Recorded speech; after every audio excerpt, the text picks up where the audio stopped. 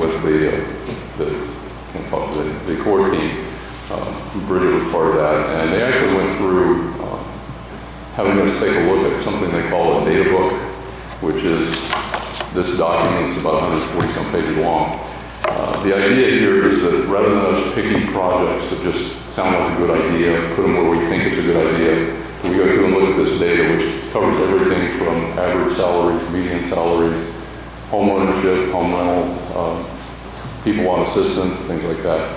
So a lot of things to help us guide our teams in trying to look at the information we gather from the public and put it together for projects that might be useful. So this is actually a big step. And the next step is actually get our pathway teams in connection with 4 universities that we're working with. The economic strengthening is going to be with Ivy Tech. The broadband access is going to be with Purdue. Quality of place, which makes it a place that people want to live. That'll be with Ball State. And then the health or wellness or medical part of it will be with IU. So that's the next step here. And I sent emails out this morning contacting those universities, asking what we need to do for the next step. So, but essentially, we're moving along. After that, we also have to hire a grant administrator to help us administer these grants. OCRA requires that they have a minimum of about 7 years of experience handling the community block development grants. Because they said if they don't, we can get in trouble. In other words, spending the money the wrong way, we might have to pay it back again. So we've gone through this before with ARPA last year. We know those rules. But those community block grants are a little bit more difficult to administer. The rules are slightly different. And so again, just an update of where we are. We're on track. We're on time.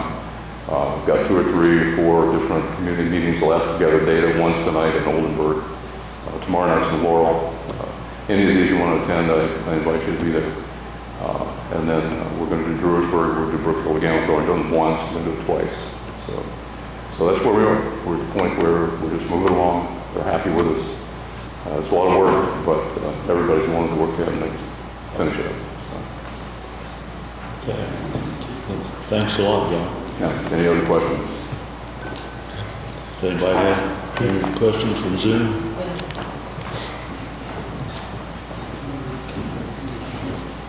Hi, I'm Bridget Hayes, Brookville Town Council President. I just wanted to get on the record that the contract, I'd like you to, again, delay it. I just read through it, and the contract was my understanding this program is a joint venture between the county and the town, and the contract says nothing about the town of Brookville even being involved with the program. And so I have not heard from our attorney yet, and I understand she got a copy of the contract a couple weeks ago, but the town council hasn't even seen the contract yet, only I have.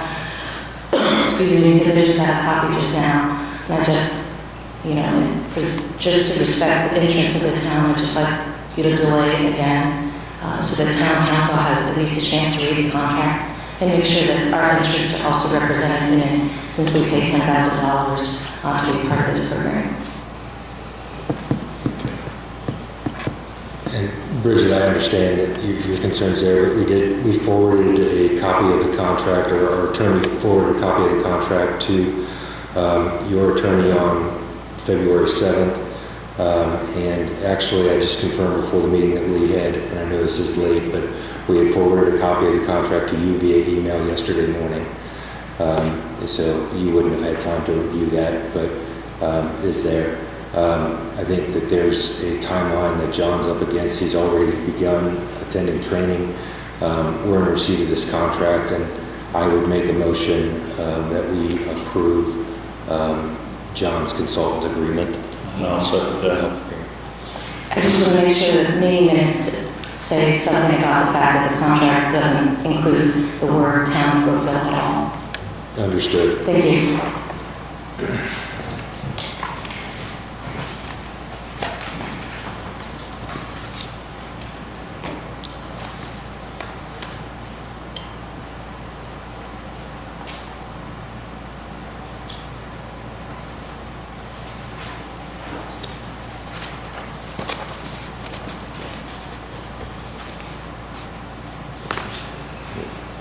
APC.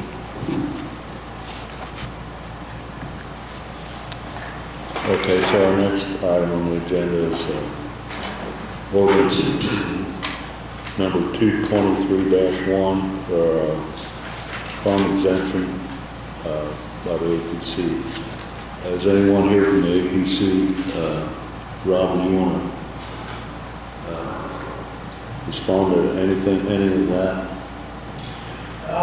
Farm exemption was subject I think we've been all talking about for quite some time between the commissioners and ABC, and basically there's clarity to get some type of permits that are being pulled versus no permits at all, or inspections and fees. So what was advertised and agreed upon was to do an improvement location permit anytime any new farm buildings are being done, excluding residential dwellings.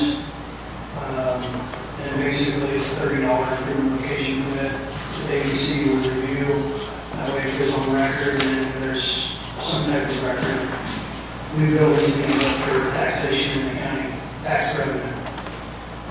Because previously there was no permits being pulled or fees being taken on farm buildings or even inspections. So that was the language that was agreed upon, and that's what's been brought to you and advertised. And it came with a favorable recommendation to the commissioners that approved.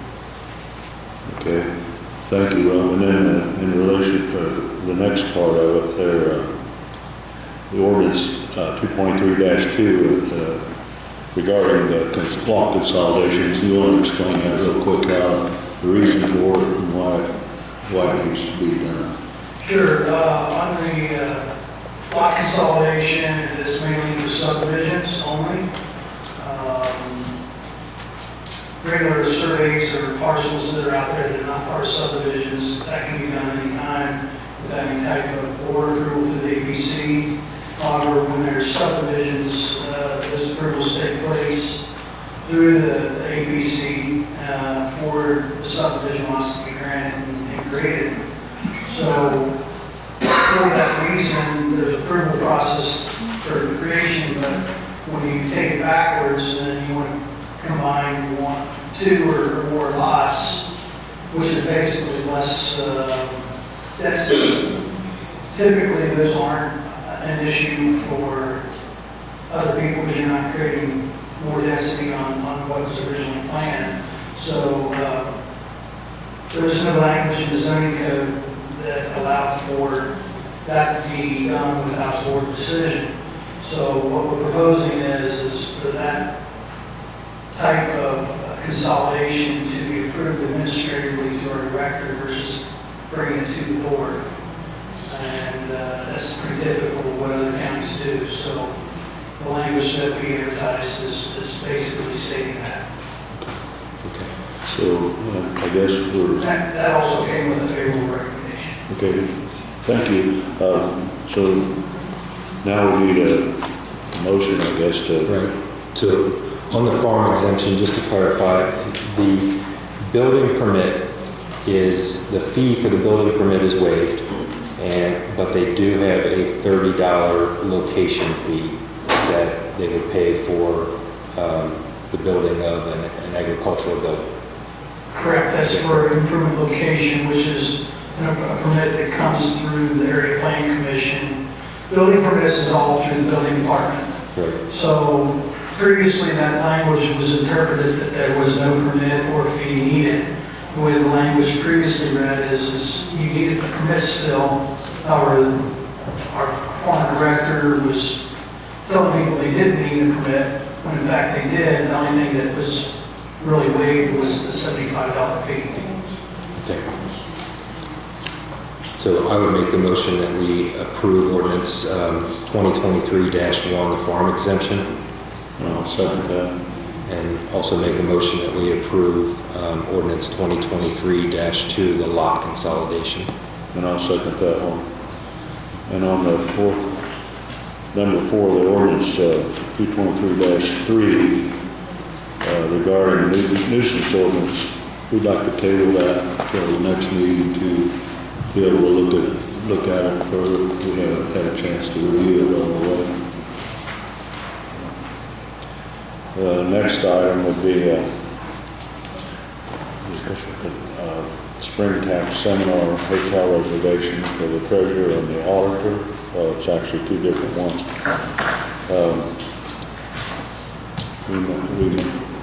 I guess we need to make a motion to make an exception to the ordinance for our travel policy due to the fact that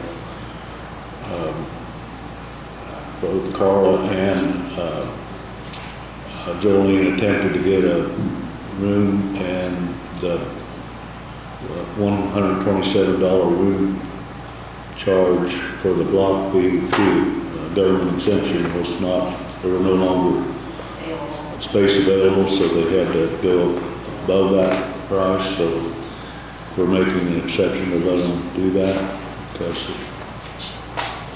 it wasn't available. And Carl's has an assistant with her, so her bill's a little more than Jolene's. But is there any questions?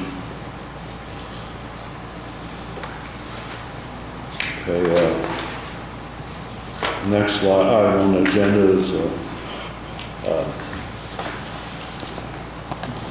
we have a new director. I thought maybe go ahead, Jim. Yes, sir. Can you please make a motion for the auditor and the treasurer for the additional, for the $100,000 for the longer available, please? I'm sorry, I apologize. Yeah, I do make a motion that we make an exception to the ordinance for a travel policy to accommodate the money necessary to pay that because of the availability problem. And I'll second that. As far as the new director, Bob's not here. So do you want I'll to speak. speak for Bob? Rob? Yeah,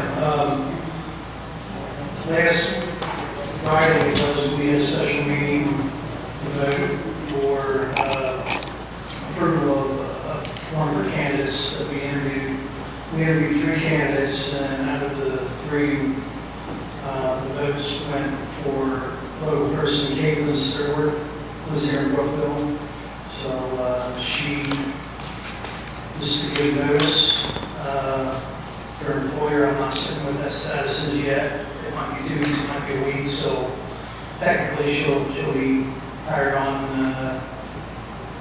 either next week or the week after, or will be working for us. And one of the things that we're looking to do is instead of being non-exempt status, we're going to ask the council to approve to an exempt status.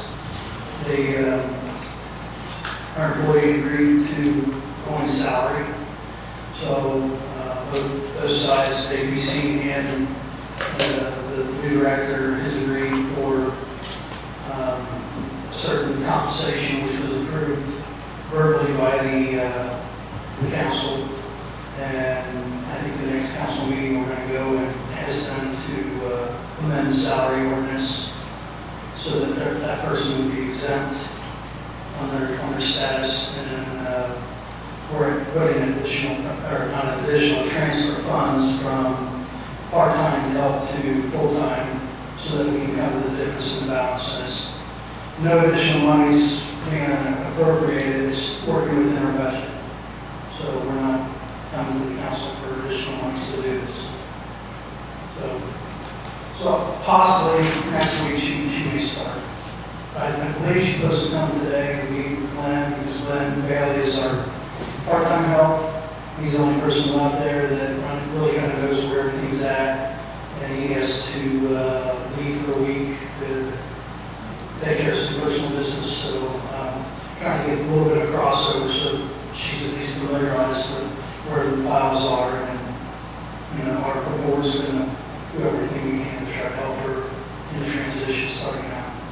Plus, we have training that we're going through for a planning certification, so that we're trying to be compliant with everything, according to the code and all those things like that. All right, thanks, Ron. Thank you.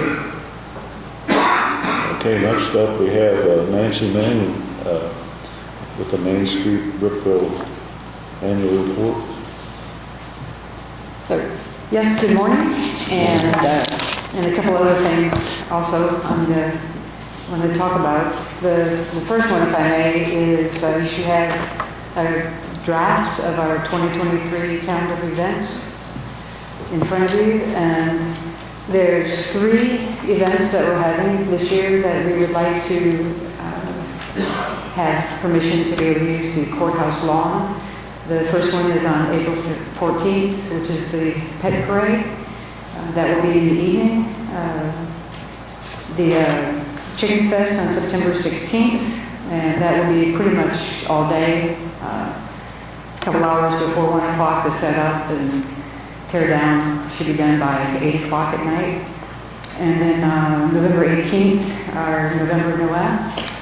And that would be set up around 11, event at 1. And then we should have the tear down taken care of by 5:30. Okay. So we'd like permission to be able to use the courthouse lawn for those 3 events. So I make a motion to allow Nancy Main to use the lawn, the courthouse lawn, for their events that they want to stage. So Just question would be, who manages the use or approval of that space right now? Do we have a calendar that shows that it's available for these dates? We do. It is. We got that and it's all available. And then we'll give this to Darren, so he'll know in case they need electric, so he's on board with kind of what they need. Perfect. I would second that motion. All right. thank you. Thank you. And the next point we'd like to talk about our annual report. Main Street Brookville is a preservation-based economic development organization. We are a 501c3. We are part of the Indiana Main Street. We are an accredited Indiana Main Street. And we are also an affiliate member of Main Street America. So we have a great deal of support, resources, funding, and such. And so our focus is on the commercial downtown district of Brookville. However, we service much more than that, including, we also, any businesses in Franklin County, we're also there to be able to support. So obviously, Brookville is the largest municipality in Franklin County. And the premise is with a strong, vibrant downtown district, that the quality of life for Franklin County and this whole area would be improved, as well as the economy. So this one map that you had in front of us, that is our reporting area. And I want to emphasize again, it's not our service area, but this is, we are required to keep stats, a lot of stats on in our reporting area, businesses, government projects, public funding, private funding, etc. And this year is especially important because next year, well actually 2023, finishing up in 2024, we will have completed the $2 million facade grant, the Preserving Main Street $2 million facade grant that the Town of Brookville is responsible for. And so this report right here is our 2022 annual report. And if anybody wants one, I have more copies of it. But it's just a summary of what was done, accomplished in 2022. And the one point that I wanted to bring out was the $1 million of public capital investment dollars that's on the right-hand side. The vast bulk of that is from the county. It would be the county courthouse, the annex, the security center, and the 13 public projects that are over on the top left-hand side. 11 of those are the county projects. It's the painting, the bell tower, the improvements to the control center for the security system for the county. So in our reporting district, the county invested a lot of money in 2022 in the downtown district. And so just wanted to thank you for that. If you have any questions or anything, let me know. We do want to have events here, and that's why we have them listed, to bring people to the downtown area. The other point is part of the Preserving Main Street pilot program. Main Street Brookville agreed to update to, level up from a Indiana accredited Main Street to a nationally accredited Main Street. We will know at the end of February whether we have accomplished that or not. Indiana Main Street came for the accreditation visit the first part of February 7th. John, thank you very much for attending that. That way Main Street knows that it's a community or a collaboration with business owners, property owners, people, organizations, county government, commissions, etc. So we had a huge turnout. We had 39 people representing 35 organizations, 25 businesses, and 15 property owners. And the 35 organizations include commissions and elected officials and such. So I, again, want to really shout out to the commission for supporting Main Street Brookville. That's all I have. Anybody have any questions for Nancy? Thank you a lot. Thanks, Jerry. Thanks, John. Thanks, Nancy, and all the volunteers with Main Street.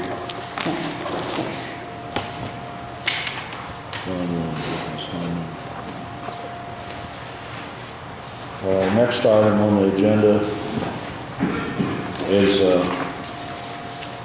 Larry Smith. You're up for a LPA consultant contract, Bridge 31.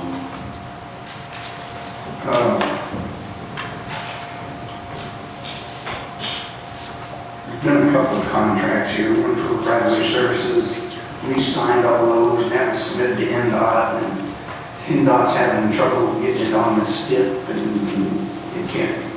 they can't earmark federal funds for it until that gets approved, so we're going to be waiting on our right-of-way services agreement from the state. I think what this should have been in reference to is we've got an NDOT agreement for construction of Bridge 31. That's for $1.8 billion. And it was supposed to go to construction, be let in November of this year. But it looks like the right-of-way services is going to push it back, so it's probably going to go into next year. That's the agreement that the state has sent, that it's going to be one of those docu-signs, so. And I have a feeling that the only person who's going to go to sign it is going to be Tom Wilson. But needs approval of you guys. We don't have a lot of funds in Q Bridge, and I think we'll probably have to take some money out of we're going to have to find some money from council and or take some money. There's some money left, $250,000 projects left in the old State Road 1 money to do a couple slip repairs. We may have to set on the slip repairs and use that money to cover our construction local match. It's going to be around $440,000. Because we are going to have that in King Bridge. King Bridge is just pretty much belly up. But we do need to agree, need to get this NDOT contract agreed to, and then we need to get DocuSign sent back in. Okay, John, you got a concern about Indiana 1 taking more money from that? I do, and I mean, we need to sit down and work out with Larry and the auditor exactly where we move the money from, but we tabled this contract at our last meeting, and Jerry and I went and visited the bridge out there, took a look at it, and it is definitely in dire need of repair, replacement. So I would, we're going to sit down and take a look at where we get the money from in order to fund our 20% of the contract, but I would make a motion that we approve this NDOT contract for replacement of Bridge 31. I second the motion. So I'm sorry, what was the motion? To go ahead with it or to table it? To approve it. Approve it. Approve it? Okay, I'm Yes, sorry. sir. I didn't hear that. Thank you. One other thing I have is on the community crossing 2022-2, which is last fall, I did turn in a project to pave Southern Road, about 2 miles of Southern Road. It's about a $470,000 project. We end up, portion of it's $355,000, and we've got that approved. We don't have the check from that yet, we got that approved. Before they'll send us a check, we have to have the project bid and submitted back to NDOT. So I've got the bid docs prepared. I just hadn't advertised it. Wanted to run past you guys to get your okay to go ahead and advertise for that. Our local cost is around $118,000, and there is money in. We do have money set aside to cover that. So I'll make a motion that you go ahead with that. Agreed. Thank you. That's all I have. Hey, Larry, there's John's the only one that has to sign this contract with Bridge 31. But we don't need to both sign it, do we? He's over the highway. It was a VINDOT contract. It's got to be DocuSigned, and they're real picky about who signs them. So I told Tom Wilson, we changed over at the end of the year from Tom Lincoln to Tom Wilson. But then I told him Tom Wilson's not going to be available for a while. And told them that you would probably sign it, and then they kind of huffed around about it, like they didn't want to have to go through something different. So we might still have to have Tom Wilson sign it. Jerry. So what we'll do is if you guys agree to it, initial it, I'll get a verbal from Tom and then we'll DocuSign. Okay. So Faye suggested we initial it and she'll get a DocuSign from Tom. Is that okay? I think it would be yes. So yeah, I think it was in November, December of 21, we had to go through and do a form for NDOT and fill out. I don't know if they'll need that signatory authorized form updated for Tom Wilson or not. Did they ask for any updated paperwork? They did, and I had sent that to him with Tom Wilson on it, instead of Tom Lincoln. And I even put Jerry as the vice president next in line, but I don't know, for some reason, they kind of really whack about that. We'll get it taken care of. Okay. And he's basically acting president, so he should be able to do any contracts that we have to deal with NDOT. Anyway, we'll get it taken care of. Okay. Thanks, Larry. Thank you. Okay, we also have, resolution 2023-8, the federal and reimbursement projects. And we were going to try to table that one so we can. Well, actually, I'd like to discuss that one briefly if we can. Go I ahead. can take it to council next week as long as we have an idea of the direction we're headed. The question comes up is how do we want to deal with so what that is the funds. It will let you not have to have all of the funds up front for a project and to be sitting around on all of those funds tied up until reimbursements come in, and then the reimbursements go into county general. This is mostly on highway reimbursement grants is what we're focused on. What we wanted to do was just have part of the money up front and then have the money that comes in as reimbursements come back into the project on a rolling basis so that you don't have to allocate all of that money up front. The question that comes up then is what do we need to do as far as appropriating those funds when they come back in, because they are grant funds. They still require appropriation, but they don't require having to go to the state for approval. So I guess procedurally, Carla, we kind of floated some stuff in an email. Do you want to touch on procedurally how we might be able to handle the appropriation issue in this? Actually, I don't really know because we've not done it before, so I don't know if it would just be a resolution at council's meeting that would approve appropriations without having to go through the publication and approval from the state. Just for this purpose on, Just on the bridge fund. It's strictly, it wouldn't need to be all the bridge funds, it would strictly be federal aid projects where we are getting, where we pay it up front and then get reimbursed. This is strictly those, which is, right now, we have Bridge 31, we have Bridge 163 coming up, and then we have our bridge inspections. So those are all things where we have to put big kitty money up front and then get reimbursed from feds. Primarily, right now, it's going to be those three projects. Over time, we can change, those can change, but I don't think we need to get real project specific other than federal aid projects where we have to get reimbursements for work from the contractors. Even if it's automatic though, I mean, like if Bridge 31 say is complete, and I go and put that back into that appropriation line when it's not actually needed. So at some point, we have to know when the project is done.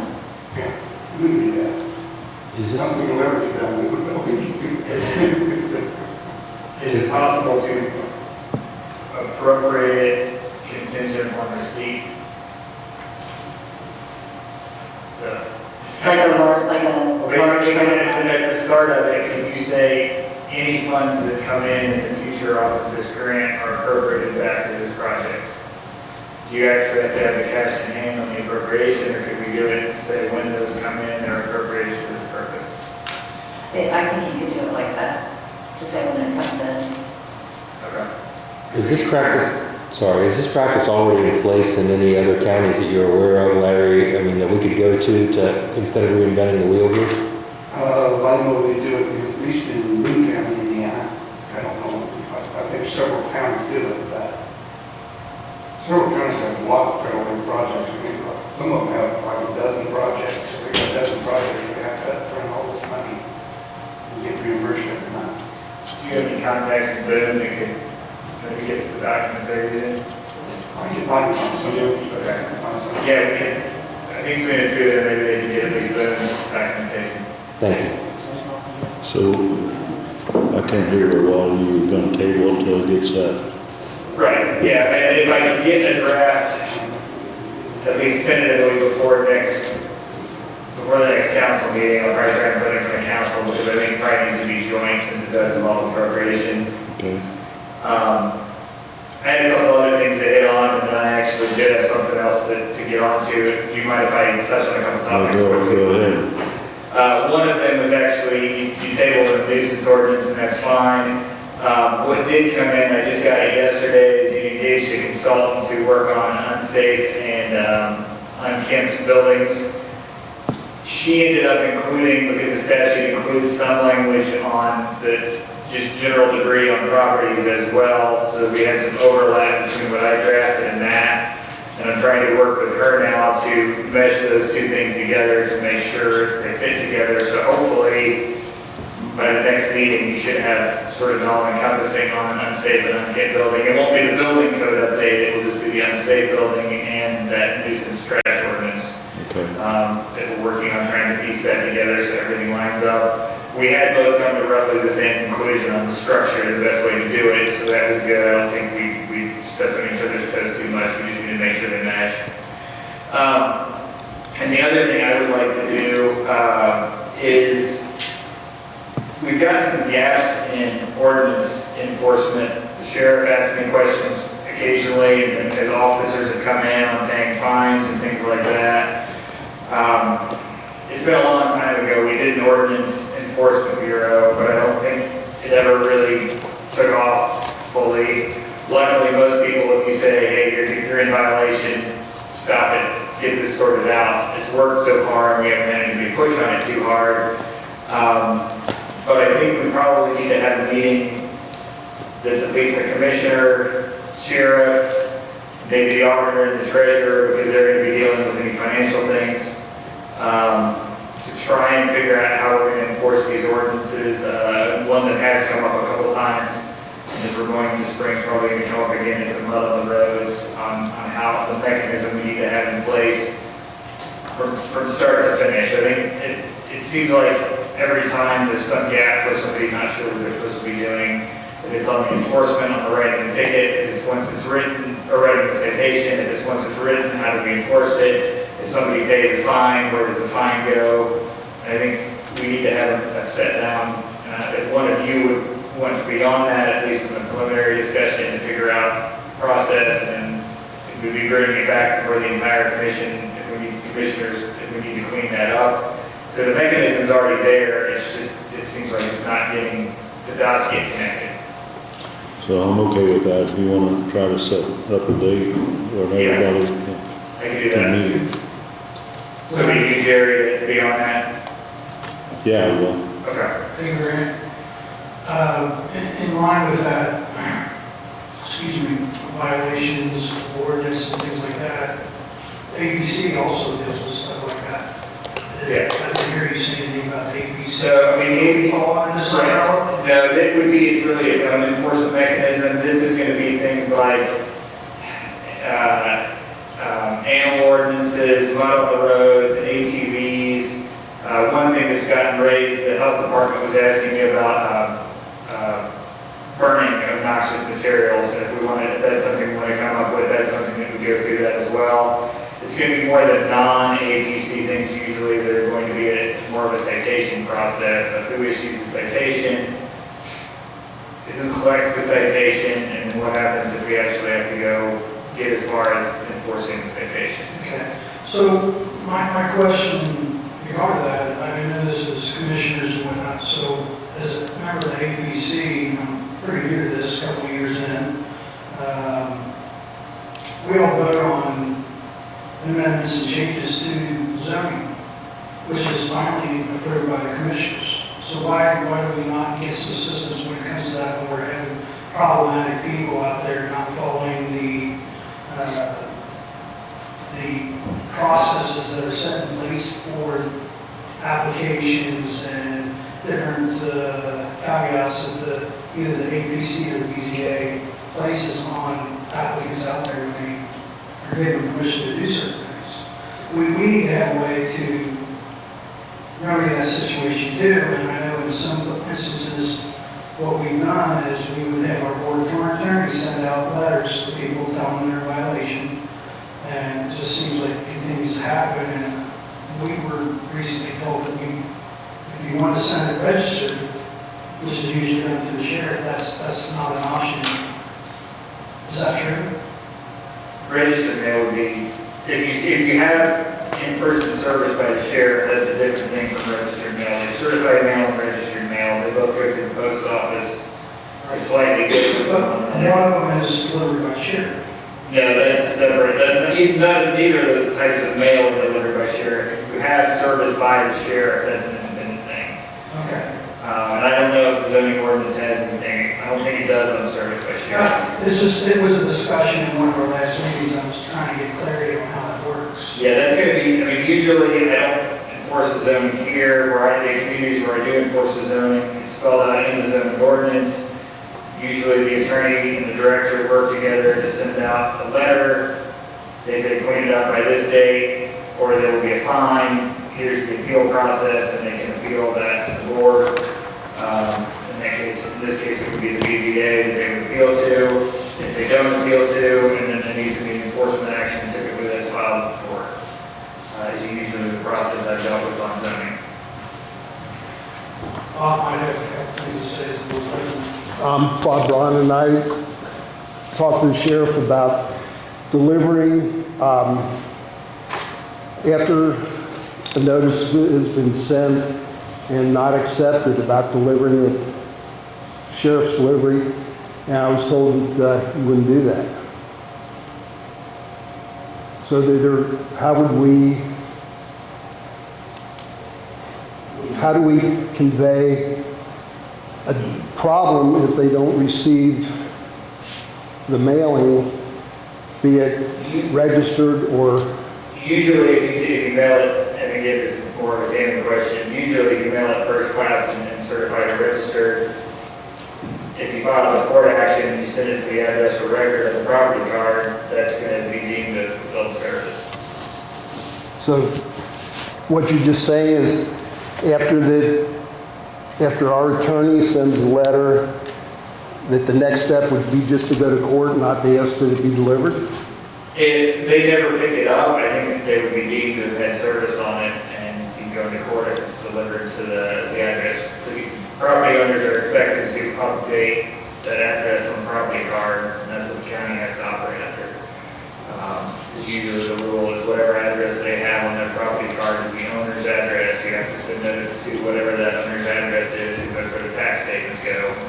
Got it. They're responsible for it. I understand, and that Correct. has been done. It just seemed like it'd be an easier step if there was cooperation where I think you have more authority than the letter coming that they just never go to the post office to sign for. Yeah, I would say you probably have to take a look to see if there's authority for a sheriff. Oh, I've never done it with sheriff service. I have asked this of the sheriff before, and that's why I'm just saying that that would seem to simplify a step. You have more authority with someone in uniform to deliver than to jump to the next. Ironically, once there is a court action, then there is authority for them to deliver. Because it's a summons. That's what I refer to. If it comes to the court, we will deliver it. If there's individuals wanting us to deliver it, we don't do that. And I've never heard of us delivering anything like that at this time. And I've had this in private practice too, where I can't track somebody down and I hire a process server because it's like, once the action's filed, then I have the sheriff do it until the action's filed. Okay, so I've had to hire a process server if I can't get somebody. Okay, it just seemed like we should be in this together and make it work simpler, but if that's what it takes, thank you. Thanks for the explanation.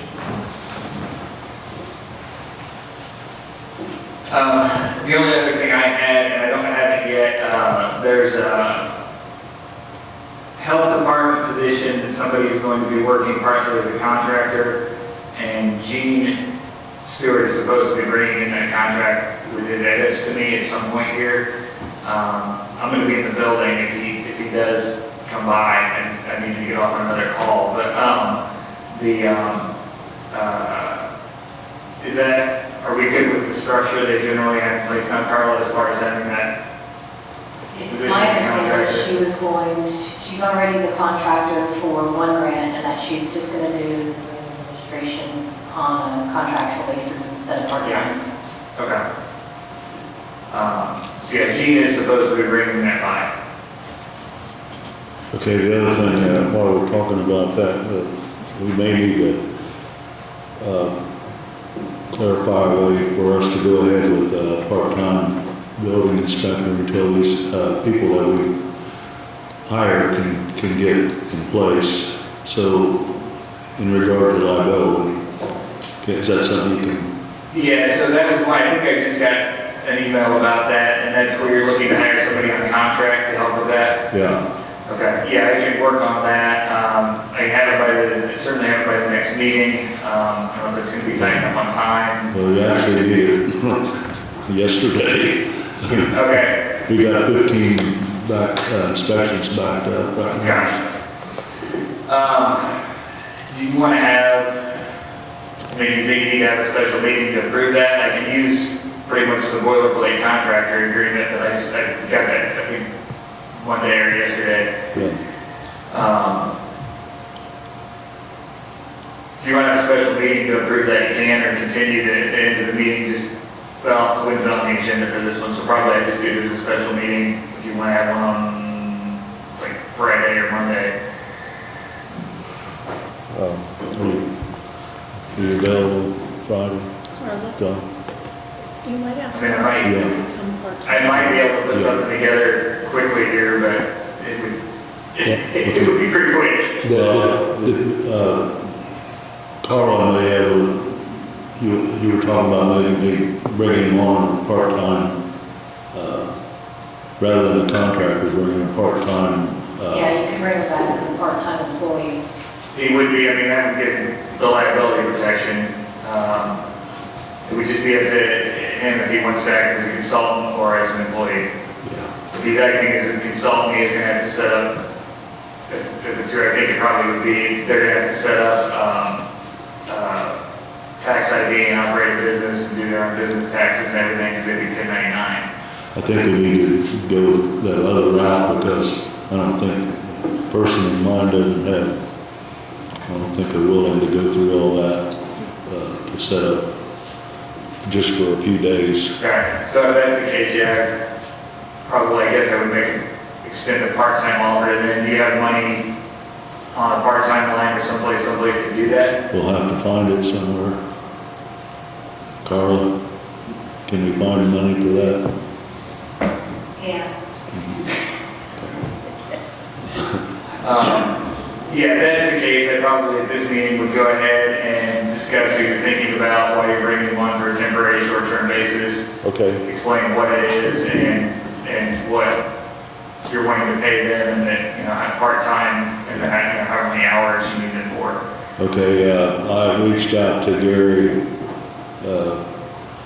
that, been doing this for years, but he officially retired, but, since we had problems took us a few meetings to finally get someone hired, and they're just now gonna be available, so they're gonna learn everything.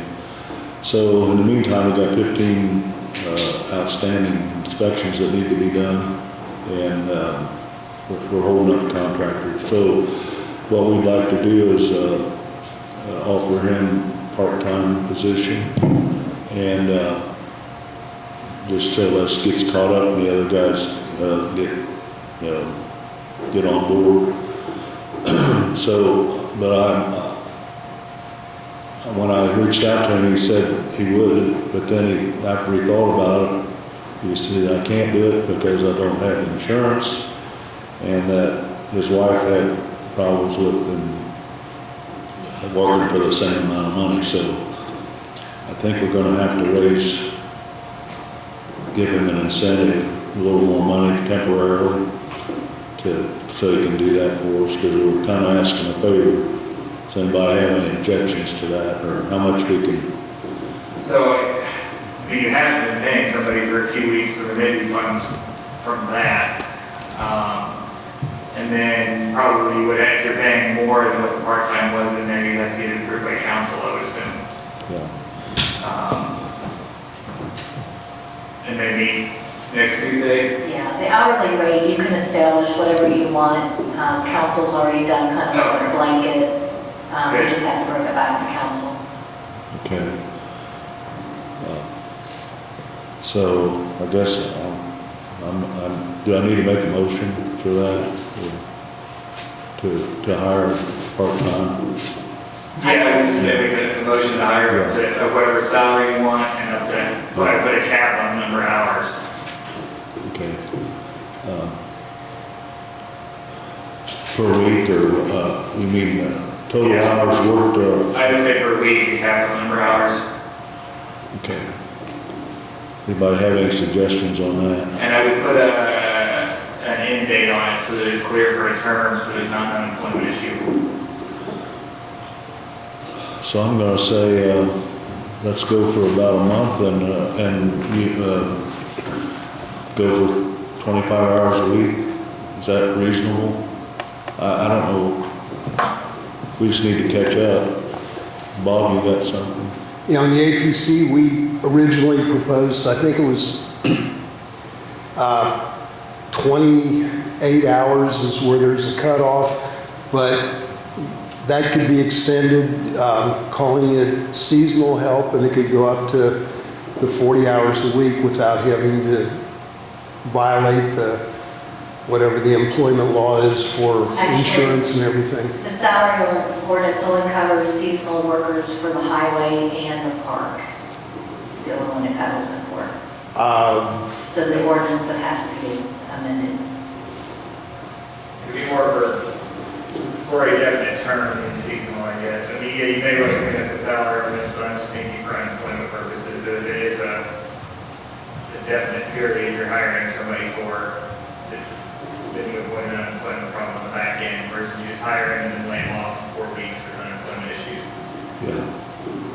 So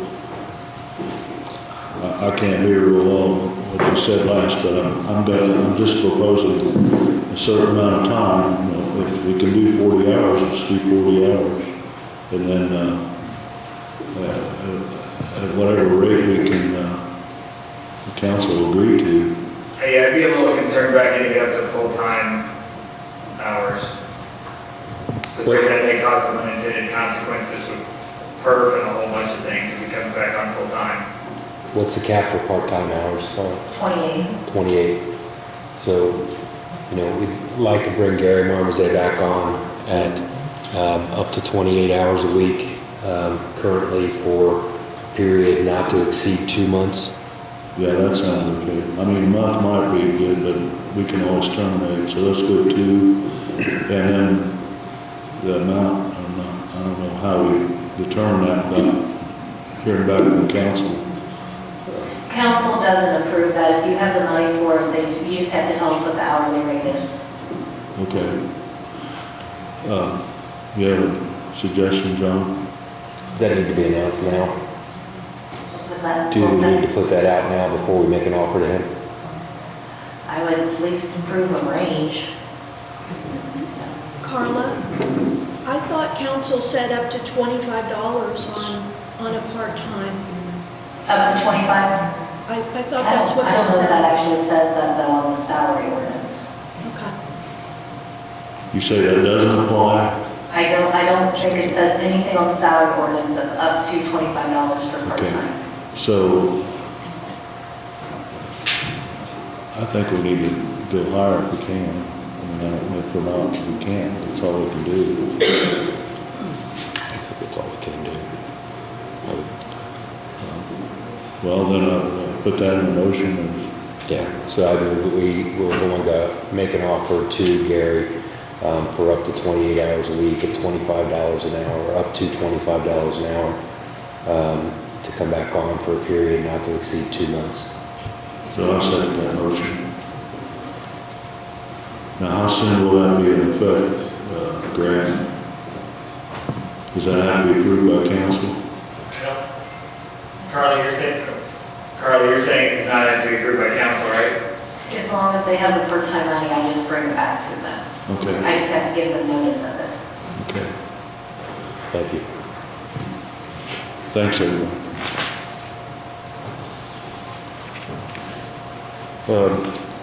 Grant, before you leave, I had reached out about the development on Brian Metz's development. It's called North American Development. And he never did give me a definite answer about the bond. Do we require a bond, or is there some other form of that he can provide proof of ability to pay if they need to do repairs after the infrastructure is complete? Yeah, it needs to be a bond, and the bond until Larry can show me here, until completion, it needs to cover the cost of finishing up the project, right? In case something falls apart, and then after that, we need an amount to cover if there's a glitch or problem to get it fixed. Okay. All right. Are you requiring bonding just for what the county's taking over, or is it everything with the project? My main concern with the county's taking over in case, so if the road doesn't, say he's gonna do the road, he gets halfway done with the road and then quits. And then we're sitting there with this half-paved chunk in the middle and somebody's gotta finish the thing. So surety bond would be. Sure, yeah, to get it up to spec. Your method and whatever percent, or most, for the total amount. Yeah. But there's improvements also. Right. So they'd have to get to an insurance company to get a surety bond for, it's 400,000, it's 400,000 they bond out for. Right, and then once You the want to hold county, that for a year after the improvements made, right? yeah, once the county, I'm assuming it would be Larry, inspects it and approves it and accepts it, then we can talk about reducing the amount of the bond, because at that point, we'd just be looking for lesser flaws, hopefully. But So we don't have to specify the amount right now to if we It really just needs to be a cost to cover the construction, so that's gonna have to be based on, I'm assuming on best estimates that the county approves, that it's a reasonable estimate. Yeah, I think he's gonna get a written estimate from his contractors Okay. on the storm, the grading, all the road improvements, and then he's gonna supply that to, I guess, Larry, see that he agrees with it, and if he agrees with it, then he'll get the bond filled out for that amount. Okay. This is what I understand, what he told me he was gonna try to do. Okay. Because when I talked to him, I didn't ever get a firm. Yeah. I know he was wanting to do a letter of credit, but letter of credit's a little different than a bond. You can accept a letter of credit, it would be up to your discretion to do that. Usually the safer is to get a bond from a highly rated bonding entity, would get the most protection. I would agree with that. Yeah. So it's always been done that way, so I don't see any reason to change it now. Yeah. Okay. Thank you. And then actually I do have this contract, I don't know if you want to address it there or not, but Gene just longer term gave the contract.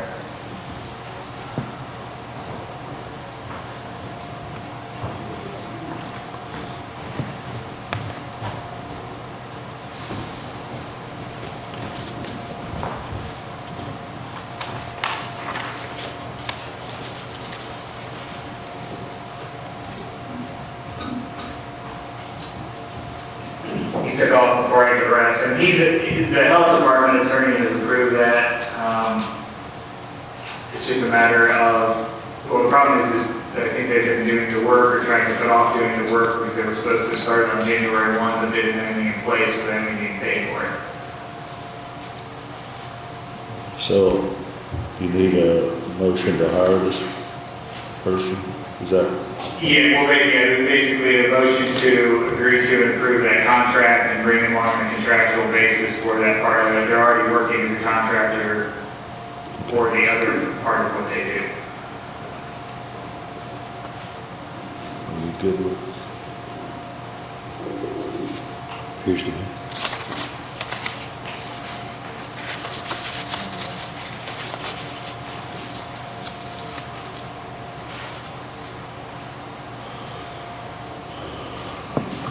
So I guess I move to approve the agreement for contractual services.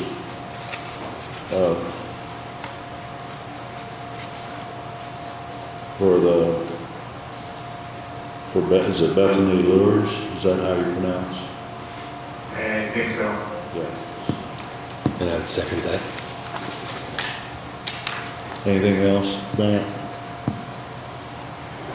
Excuse me, gentlemen, just out of curiosity, how much is she getting paid for both contracts? We're not approving any funding on it. We're just approving the contract or the verbiage of the contract that was presented to us. There's no Yeah, dollar no amount in the contract. Listed. So there's no dollar amount contracted into that contract that she would be getting, like for her PhD contract, she gets $18.50 a month? This has There is. 26 hours at $15 an hour. I didn't see that, sorry. Yeah, it does Maybe have. it more like an employment contract then. I mean, a contract's a contract. She's got a job to do and she does the job. I mean, you could do a contract hourly, but you could do a flat rate contract if that's what that you prefer. So there is an amount here, we just now got this, we missed it, but there's 12 equal monthly payments of $1,800. Oh, and he did, okay, he must have changed, thank you. He changed that in the version he just brought in, so he fixed that. Is that satisfying? What is it? I didn't hear what you said. It's 12 equal payments of $1,850. 8,950 $1,850 a month? monthly. Yeah.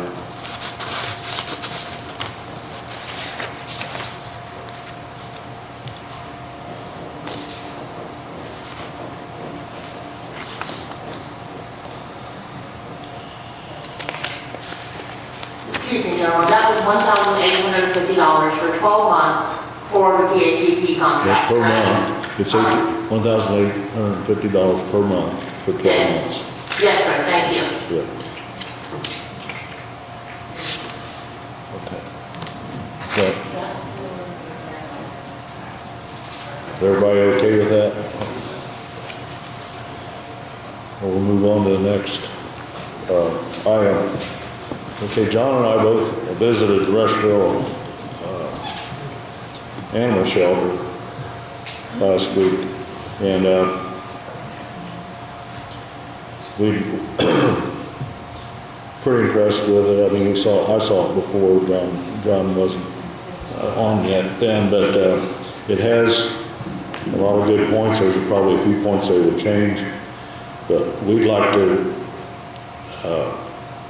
go ahead and get the ball rolling on this, because as of now, nothing's been done except talk about and look at it. So we're both in agreement that we need, and Tom Wilson is too, that we need a better building. And with the ARPA funds, John has allocated $300,000, and we hope we don't need all that, but the way things cost, I think it probably will take that much. And we have to decide on the size we want, but then I reached out to Mike Pavey, he's the mayor of Rushville, and he's going to get me some figures, but he hasn't yet. But those would be 3-year-old figures too. But after talking with Terry Parker, that is a volunteer for the shelter, and she does a lot of fundraising and helps take care of the dogs, and they'd like to see a building similar in size, which I think their building's about 40 by 150 roughly. It's a combination of a couple different buildings. But anyway, long story short, we'd like to get a couple design firms, I guess, to give us a design, and then we can put it out for bids. So, you have anything to add, John? No, we'll just start working on that. I think what I saw up at Rushville in comparison to what we currently have here is, would be a huge improvement. I can't say enough about the volunteers with Franklin County's Humane Society. We've got a great group of people there, and as Rushville pointed out, and talked about the volunteerism here in Franklin County, to give them a facility to help with the animals that they take care of would only prove to enhance that volunteerism within our community. Anything to add? It's Friends of the Franklin County Animal Shelter. Okay. I'm corrected on the Humane Society. It's Friends of the Franklin County Animal Shelter, and I thank everyone for the volunteerism there. Okay, next item on the agenda is Malinowski rental agreement. We have a contract with them to help us get all of our fuel tax rebates that we are entitled to. I guess in the past, before we had consultant, we were not getting all the money back that we could have gotten, so I move to approve the agreement with,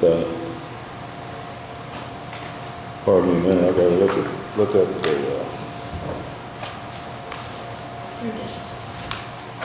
It's Malinowski. yeah, it's Malcom, Malinowski Consulting Incorporated, and their services.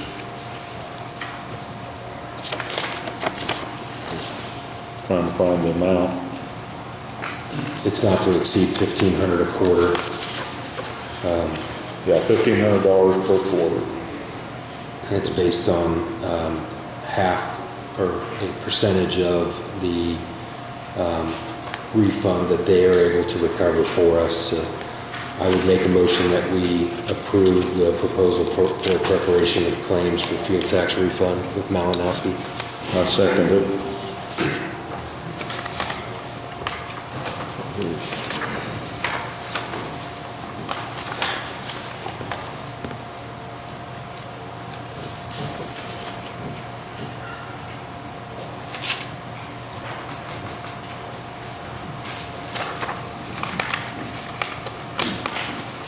And we have receipt of the clerk's monthly report dated January 31st, 2023. And I would make a motion that we approve the clerk's report. I second that.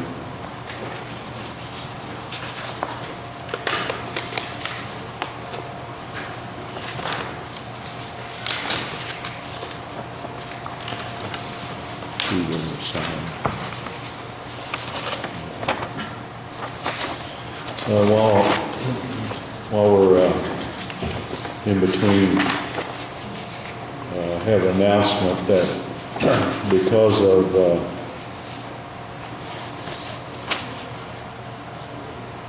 personnel, John's going to be, won't be able to attend the next meeting because he's on vacation. So to have a quorum, Tom Wilson thinks he'll be well enough to be here, but he can't make it on March the 8th, our normal regular scheduled meeting. We'd like to change that to March the 9th, which will be a Thursday, March the 9th, 10 o'clock.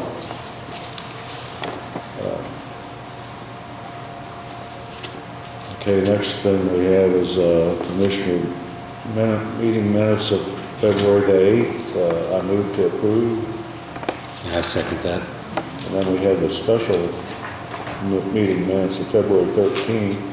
I move to approve. I second that. And then the Commissioner's executive session, February 13th, 2023. I move to approve. I second that.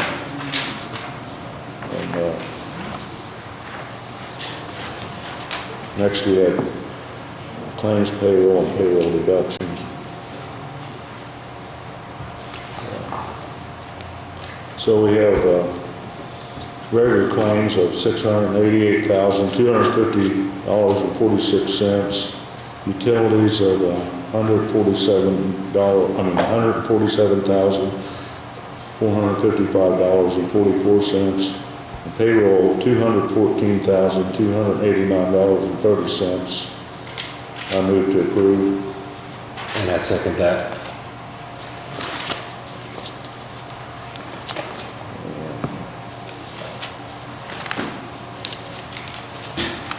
Okay, we also have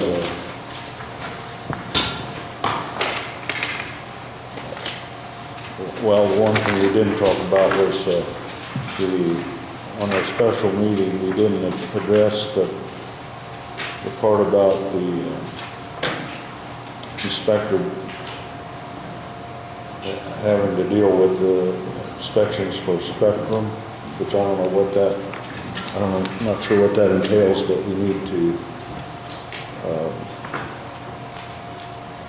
that's another good reason why we have to have an inspector to get, to keep them, not hold them up from getting their job done. Does anybody have anything else they want to bring up? I do have a couple things. Weirdish completed field survey for getting started with the design, so that's all done in the field.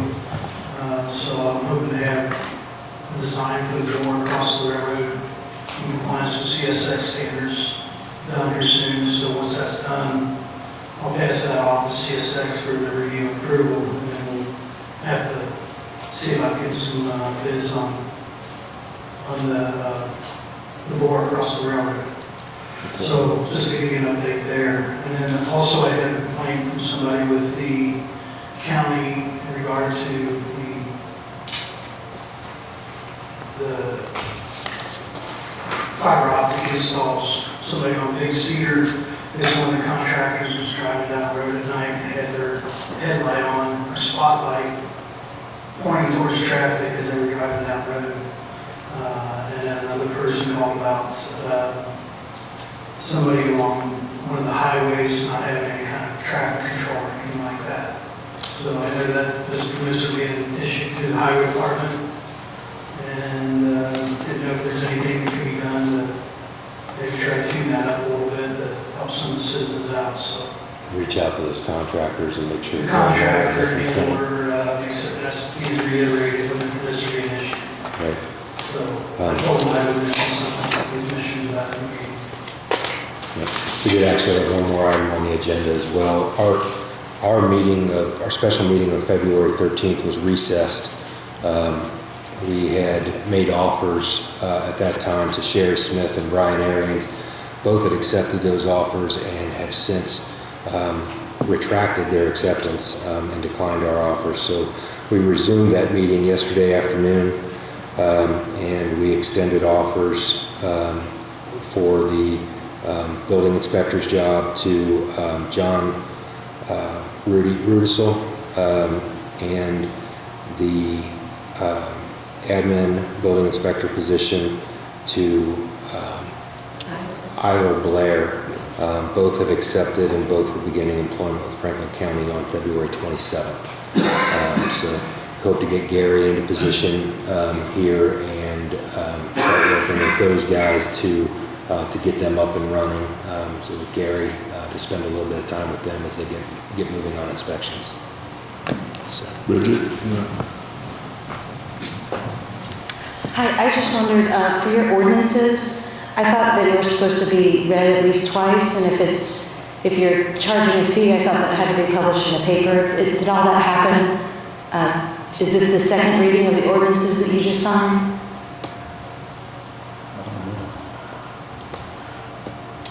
Don't know, Bridget. I'll have to look at that and work with Grant to make sure that we're in compliance there.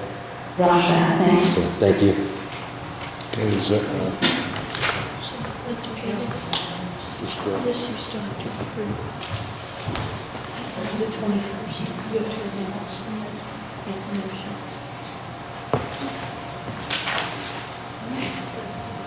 That's a special meeting yesterday. yeah. You need to announce and make. We also need a motion to, I'm sorry. To approve the hiring. I'm just looking at it. We need a motion to approve the hiring of the two building inspectors. So, as I discussed a minute ago, we made offers of employment to John Rudisell and Ira Blair for the building inspector and building inspector admin roles here, and I make a motion that we approve their hiring. Effective 2/27. I need something. Does anybody else have anything? If not, I'll make the motion to adjourn.